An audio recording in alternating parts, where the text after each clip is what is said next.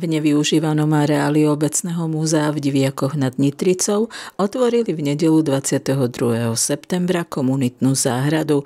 Slúžiť bude na vzdelávaciu činnosť pre deti miestnej základnej školy s materskou školou a voľnočasové aktivity obyvateľov. Záhradu vybudovali v 2 etapách.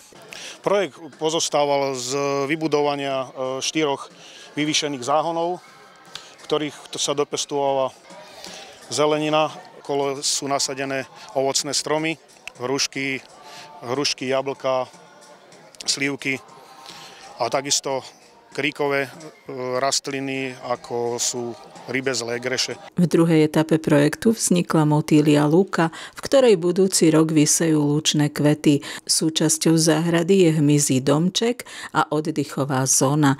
Komunitná záhrada je dielom miestnych hasičov, zamestnancov drobnej prevádzky obce i dobrovoľníkov.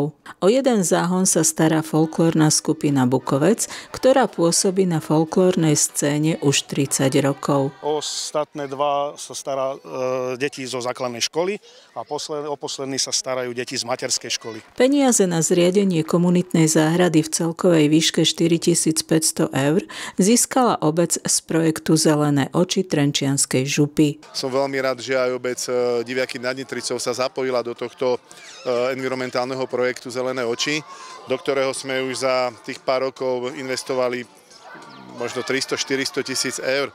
Takže sú to nemalé prostriedky, ktoré vynakladáme práve na tieto zelené projekty. Počas otvorenia záhrady odovzdal trenčiansky župan dobrovoľnému hasičskému zboru Diviaky nad Nitricou automatický externý defibrilátor. Tých defibrilátorov bude ku koncu tohto roka okolo 80, ktoré už majú teda prevažne dobrovoľné hasičské zbory tu v Trenčianskom kraji.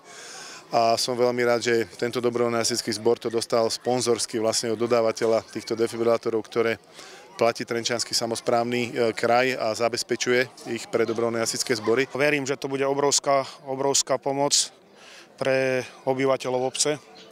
Mali sme bohužiaľ pár prípadoch v poslednom období, kde sa nepodarilo zachrániť ľudský život a verím tomu, že tento defibrilátor bude prínosom pre obec a možno práve vďaka nemu tie ľudské životy aspoň šťastie sa nám podarí zachrániť. Kraj tento rok investoval peniaze aj do rekonštrukcie zhruba kilometrového úseku cesty 2. triedy v časti Ježková Ves. Po vybudovaní kanalizácie župa zafinancuje tiež rekonštrukciu komunikácie vedúcej cez obec v polovičnom profile.